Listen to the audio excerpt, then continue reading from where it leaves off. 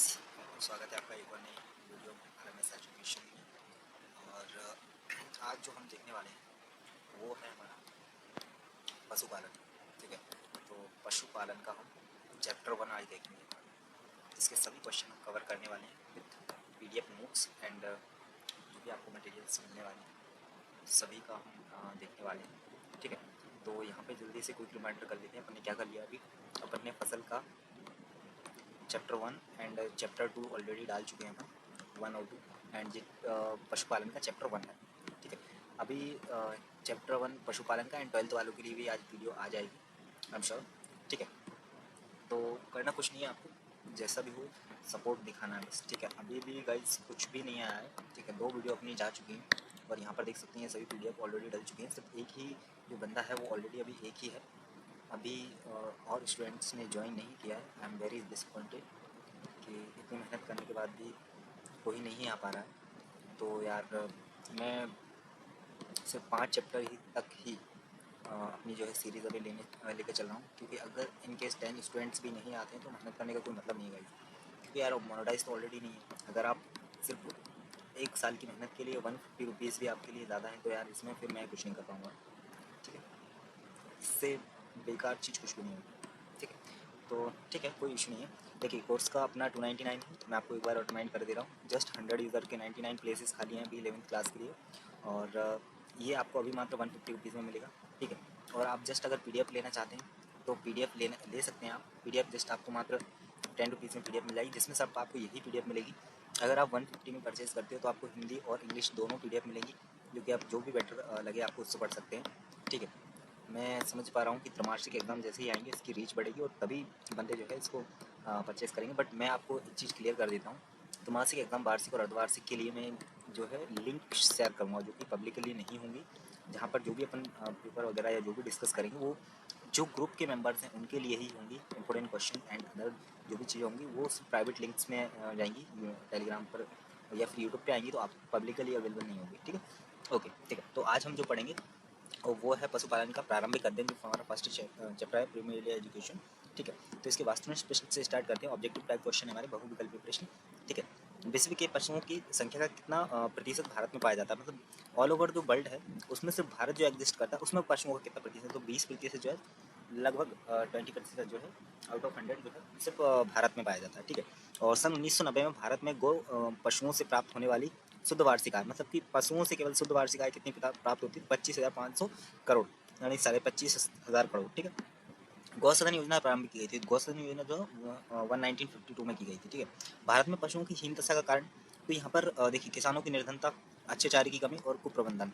ठीक है, ये तो आप समझ गए होंगे कि गरीब किसानों के कारण अच्छे चारे की कमी है, उनका प्रबंधन सही से नहीं हो पा रहा, तो ये उपरोक्त सभी में आ जाएगा। ठीक है, एंड देन इसके बाद आता है कि पशु पुस्तिका हियर्ड बुक में क्या जानकारी दर्ज होती है, तो यहाँ पे जन्म का पंजीकरण, नर जोड़ी की जानकारी, मादा जोड़ी की जानकारी, उपरोक्त सभी यहाँ पर इसमें दर्ज होती है। ठीक है, ऑलरेडी आपको पता है अपन ने जो पशुपालन का फर्स्ट चैप्टर 6 दिन में कंप्लीट किया था, क्योंकि कोऑर्डिनेशन ही नहीं बैठ पा रहा था।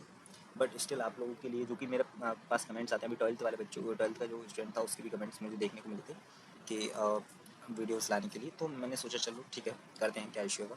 बट अगर नहीं आता है कोई सपोर्ट तो वो आपको पता है फिर बंद हो जाएंगी चीज़ें।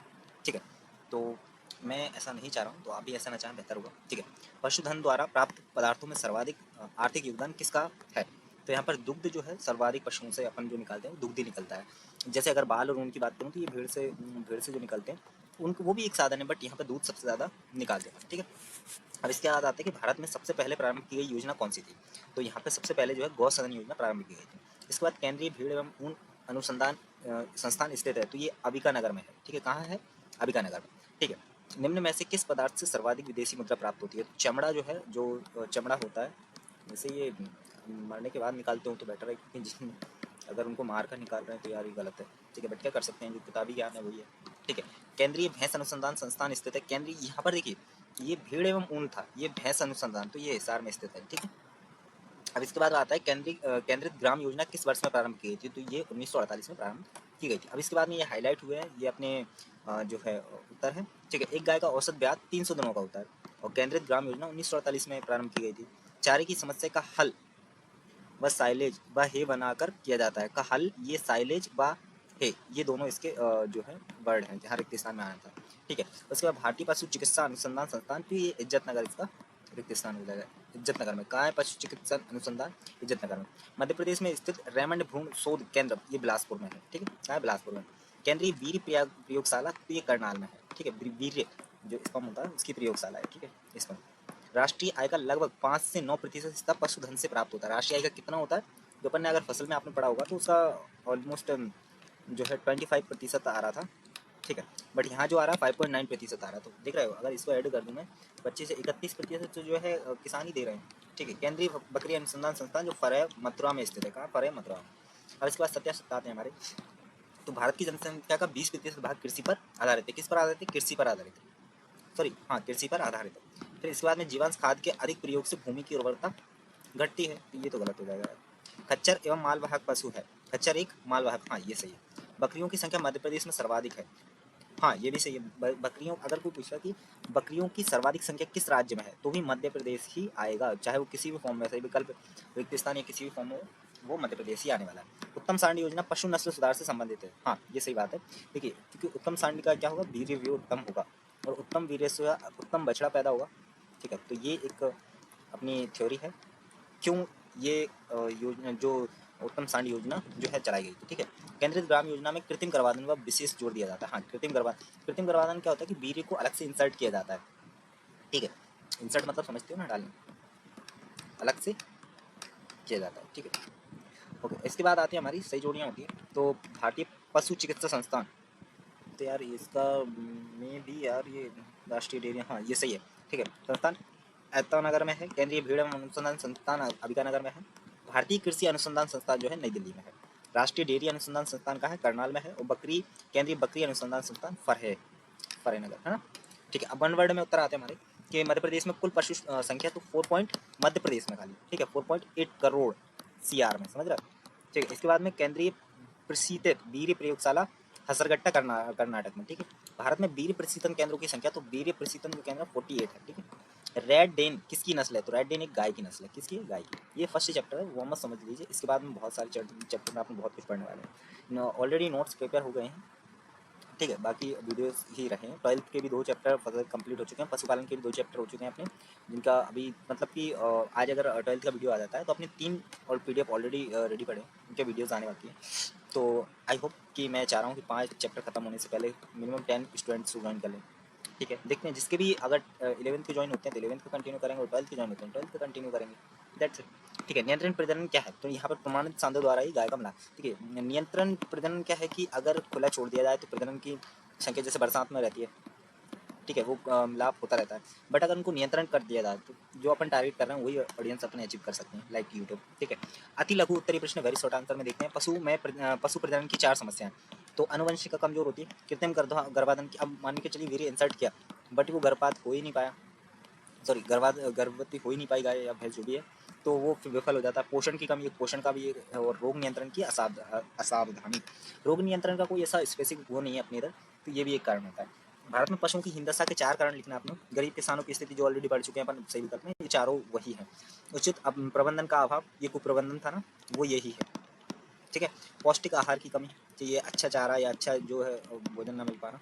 आधुनिक तकनीकी की कमी, हाँ आधुनिक तकनीकी भी एक समस्या है क्योंकि इतने डेवलप नहीं हुआ। भारत सरकार द्वारा खोले गए 4 पशुधन केंद्र, तो हिसार भैंस अनुसंधान नगर, करनाल डेयरी अनुसंधान, इज्जत नगर पशु चिकित्सा संस्थान और फरय बकरी अनुसंधान। ये भी अपन ऊपर पढ़ चुके हैं बट उनको थोड़ा और डिजाइन या फिर ये आती लागू में भी आ सकते हैं। तो ये एक थ्योरी एजुकेती है। ठीक है, फार्म पर पशुपालन से लाभ। अब फार्म पर देखिए, एक तो होता है कि फार्म, ये अपना फार्म है, यहाँ पे अपन ने पशुपालन का जो है वो लगाए हुए हैं, तो पशुपालन से क्या लाभ है? तो नियमित आय प्राप्त होती है, मतलब नियमित फिक्स्ड आय कह सकते हैं इसको, नियमित रूप से फिक्स्ड आय यहाँ पर प्राप्त होती है। दूध मांस खाद की उपलब्धता, यहाँ पर दूध की भी, मांस की भी और खाद की उपलब्धता बढ़ी है। और रोजगार सृजन में सहायक होता है। ठीक है, अब यहाँ पर पशुपालन की 4 कठिनाइयाँ पूछ रहा है। उचित चारा नहीं है, बीमारियों की रोकथाम की कमी है, नस्ल सुधार की कठिनाई है और बाजार की अनुपलब्धता है। हाँ ये चारों पॉइंट्स हैं, क्योंकि उचित चारा भी नहीं मिलता है, बीमारियों की ना रोकथाम। आपने देखा तो होगा पशुओं के इतने डॉक्टर कहाँ होते हैं, इंसानों को ज़्यादा मिल जाते हैं। पशुओं के एक गाँव में 1 2 या फिर 2 4 गाँव मिलाकर ही एक होता है। ठीक है, नस्ल सुधार की कठिनाई है और बाजार की अनुपलब्धता है। जिसके बाद केंद्रीय ग्राम योजना क्या है? तो नस्ल सुधार और कृत्रिम गर्भाधान को बढ़ावा ये देता है। अब इसके बाद में 7वां क्वेश्चन आता है कि अब इसमें ना 2 नंबर और 3 नंबर के ज़्यादा आएंगे, इसीलिए ये क्वेश्चन इतने ज़्यादा देखने को मिल रहा है आपको, ठीक है। पशु स्वास्थ्य, डेयरी विकास और नस्ल सुधार, ये क्या है, सघन पशु विकास योजना पर फोकस करता है, ठीक है। पशुधन सुधारने के 2 उपाय, पशुधन को सुधारने के तो कृत्रिम गर्भाधान और पोषण युक्त चारा, ये 2 बेस्ट उपाय है अभी। इसके बाद आते हैं हमारे लघु उत्तरीय प्रश्न आ जाते हैं। तो लघु उत्तरीय प्रश्न हमारे क्या कहते हैं कि कृत्रिम गर्भाधान का महत्व लिखना है अपने को। तो कृत्रिम गर्भाधान का महत्व यहाँ पर कृत्रिम गर्भाधान द्वारा उच्च गुणवत्ता वाली, देखिए अगर अपन अपने हिसाब से वीडियो को इंसर्ट कर रहे हैं किस अच्छे हस्ट पोस्ट का, तो ऑब्वियस सी बात है यहाँ पर अच्छी नस्ल जो है विकसित होगी, ठीक है। गुणवत्ता वाली नस्लों का विकास संभव होता है, इससे अनावश्यक जनन प्रक्रिया की रोक की जाती है। ये लागत प्रभावी और रोग नियंत्रण में भी सहायक होती है। पशुओं की प्रजनन क्षमता को नियंत्रित करने में ये एक वैज्ञानिक उपाय है। देश में नस्ल सुधार की दिशा में ये एक बड़ा कदम। इसका सीधा सिंपल फॉर्म, शॉर्ट फॉर्म बता देता हूँ कि एक रैंडम है, रैंडम एक हुआ है, उसमें से मतलब बॉक्स है, उसमें से आपको एक बॉल उठानी है, तो कोई सी भी कलर किया जा सकती है। बट अगर मैं उसमें से देख के उठा रहा हूँ या मैं खुद के चयन करके उठा रहा हूँ, तो मैं जो मेरी मनपसंद है वो उठाऊंगा। सिंपल से यही पढ़ना है। केंद्रित ग्राम योजना क्या है, तो ये योजना 1948 में प्रारंभ की गई थी। इसका उद्देश्य ग्रामीण क्षेत्रों में पशुधन सुधार और डेयरी विकास को बढ़ावा देना था। इस योजना के अंतर्गत कृत्रिम गर्भाधान, पशु चिकित्सा और उच्च नस्ल के पशुओं को बढ़ावा दिया जाता था, गया है और जाएगा भी आगे, ठीक है। पशु चारे की समस्या, तो यहाँ पर हरे चारे की फसलें बोई जाएं, समस्या का समाधान पूछ रहा है, सॉरी, ठीक है। तो हरी चारे की फसल बोई जाए, साइलेज व हे के निर्माण किया जाए। तो साइलेज व हे एक तरीके का वो होता है जिससे चारा ही होता है, ठीक है। और इसके बाद चारे की मिश्रित फसलें अपनाई, मतलब ऐसा से नहीं, अभी जो रोशन बोलते हैं, जो अपन गेहूं चना उसके टाइम पे लगाते हैं, उसमें बरसात में तो वैसे भी ऑलरेडी हो जाता है। तो इस तरह की कुछ और जो है मिश्रित चारे अपनाया जाए, ठीक है। सूखे क्षेत्र में झड़ीदार चारा उगाया जाए, सूखा क्षेत्र है झड़ीदार उगाना चाहिए, ठीक है। अब इसके बाद में आता है भ्रूण स्थानांतरण तकनीक क्या है। इस तकनीक में एक उच्च नस्ल की मादा से भ्रूण लिया जाता है और उसे किसी सामान्य मादा में प्रत्यारोपित किया जाता है। इससे अधिक मात्रा में श्रेष्ठ नस्ल के पशु प्राप्त होते हैं। ये नस्ल सुधार की एक तकनीक है। अब ये अगर आपको समझ में नहीं आया तो इसका बता देता हूँ। जैसे कि जो है ना, एक अंडा होता है, अंडा भ्रूण एक अंडा होता है जो कि स्पर्म जो वीर्य रहता है, उसको अगर इसमें इंसर्ट कर दिया जाए तो बच्चा पैदा, जो है बछड़ा पैदा होता है, ठीक है ना। तो ये एक वो तकनीक है कि इसको अंडे को किसी और पशु में इंसर्ट किया जाता है, मादा पशु में, और फिर उसमें वीर्य का जो इंसर्ट कराया जाता है, ठीक है। तो इससे असल अच्छी नस्ल पैदा होती है, ओके। अब इसके बाद में पशु वंश सुधार के कार्यक्रम। तो कृत्रिम गर्भाधान, उत्कृष्ट नस्लों का चयन, पशु मेले और प्रदर्शनी, सरकारी संस्थानों द्वारा नस्ल सुधार योजनाएं, ये पशु वंश सुधार के कार्यक्रम है। अब इसके बाद छठा क्वेश्चन है भारतीय अर्थव्यवस्था में पशुधन का योगदान। तो यहाँ पे दुग्ध उत्पादन, मांस निर्यात, खाद्य व ईंधन का स्रोत, ग्रामीण रोजगार का साधन, ये हमारे, ठीक है। अब इसके बाद में अपने लॉन्ग क्वेश्चन आ जाते हैं हमारे, जो कि दीर्घ उत्तरीय प्रश्न है हमारे। तो भारतीय अर्थव्यवस्था में पशुधन का योगदान यहाँ पर पूछ रहे हैं।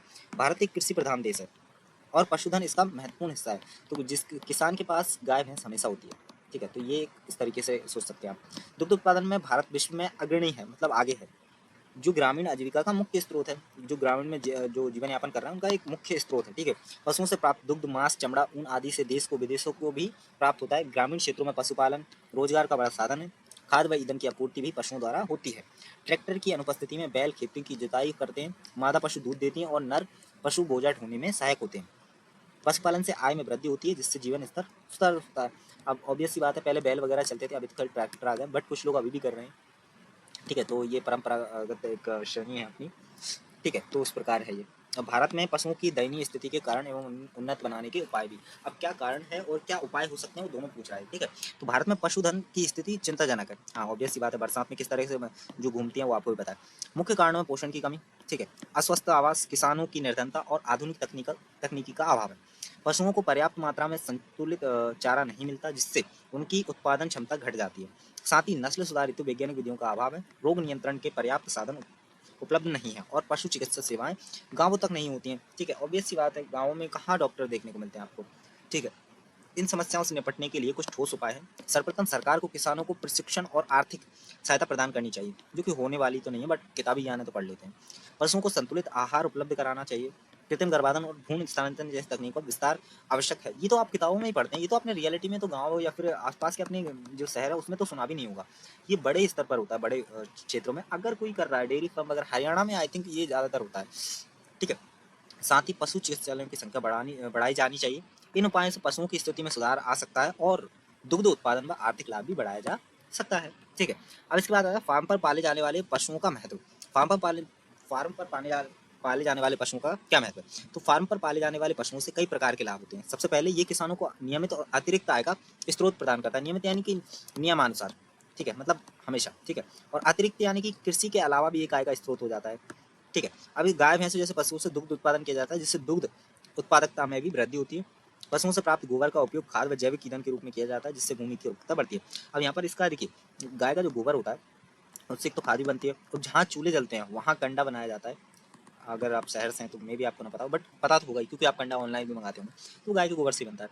फार्म पर वैज्ञानिक तरीके से पशुपालन करने से पशुओं की नस्ल सुधार संभव होता है। इससे उच्च गुणवत्ता वाले दुग्ध, मांस, चमड़ा आदि का उत्पादन होता है। ये ग्रामीण क्षेत्रों में रोजगार सृजन में भी सहायक होता है। इसके अलावा कृषि कार्यों में बैलों का उपयोग किया जाता है। कुल मिलाकर फार्म पर पशुपालन आधुनिक कृषि प्रणाली का आवश्यक भाग बन गया है, ठीक है। तो ये चीज़। अब इसके बाद में अब आपके पास सभी उत्तरी प्रश्नों पर पूरे हो चुके हैं। अच्छा हाँ, ये पूरे हो चुके हैं यार, यस, ठीक है। तो ये बंदे ने कुछ अलग से ही अपनी टेक्निक लगा दी, ठीक है। टीम टीम को बोलना पड़ेगा इस तरह की चीज़ों के लिए, ठीक। तो ये अपना पशुपालन का फर्स्ट चैप्टर था। सेकंड चैप्टर के नोट ऑलरेडी प्रिपेयर हो गए हैं। तो कल ये वीडियोस आ जाएंगी, और परसों जो है वीडियोस आएंगी, वो आएंगी फसल का थर्ड चैप्टर और पशुपालन का सेकंड चैप्टर।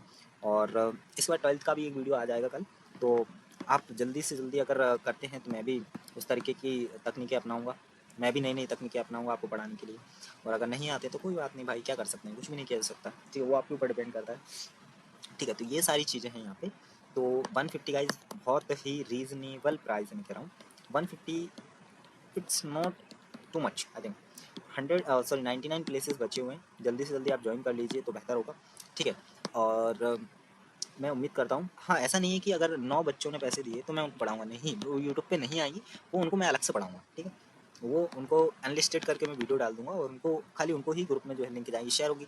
और मैं आपको बता दूं त्रैमासिक अर्धवार्षिक की यहाँ पर यूट्यूब पे वीडियो आएंगी ही नहीं, तो वो ग्रुप में ही आएंगी। अगर आप उम्मीद लगाकर बैठें कि आएंगी, नहीं आएंगी, आई नो कि मेरे पास एनालिटिक्स सब रहता है, तो ऑलरेडी बच्चे पूरा वीडियो देख भी नहीं रहे हैं, तो मत देखो, मेरा कोई इशू नहीं है उसमें।